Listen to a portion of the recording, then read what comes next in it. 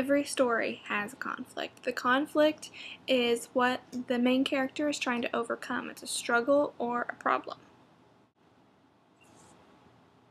Let's take a little look at some stories you probably know, or if you don't know, you will learn about this year, and the conflicts that we find in these stories.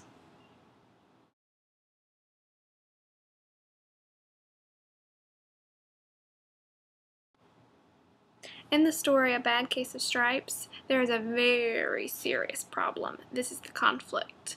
What is that conflict? Let's pause and talk about what you think it might be.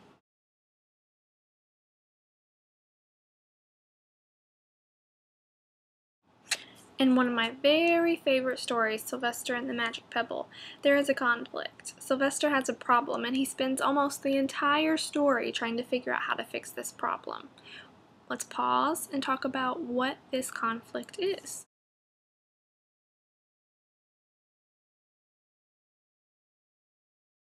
Chrysanthemum also has a big problem in her story. The conflict that she is trying to overcome has to do with school. Can anybody think of what this conflict is and maybe how she solves it?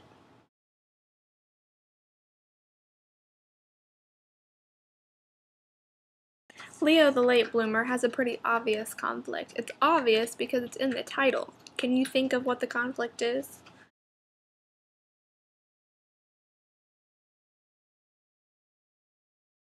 Last but not least, there's Ruby the Copycat.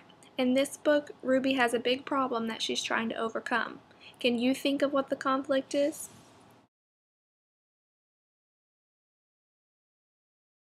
The resolution is how the problem is solved in the story, so how the main character overcomes their problem. Let's go back to these stories that you know and talk about the resolutions for the conflicts.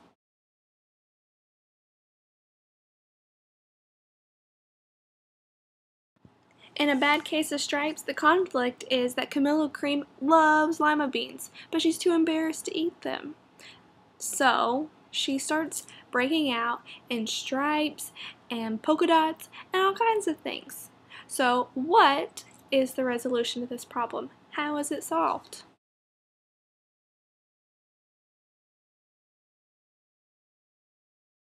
In Sylvester and the Magic Pebble, Sylvester finds a magic pebble and then he sees a lion and he wishes that he becomes a rock, and he does become a rock.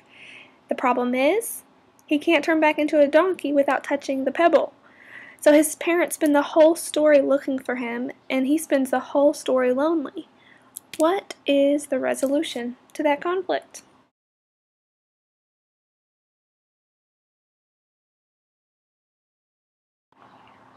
In the story Chrysanthemum by Kevin Hinckus, Chrysanthemum is starting kindergarten, and the conflict is she's embarrassed because her name is so long and the other kids at school make fun of her. What is the resolution to that problem? Can you remember what happens at the end that makes Chrysanthemum feel better about her name?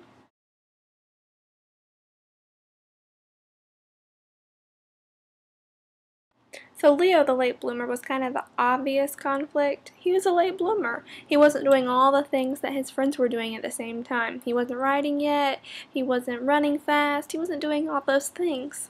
And his dad was kind of worried. What was the resolution to the conflict? How did Leo overcome his problem?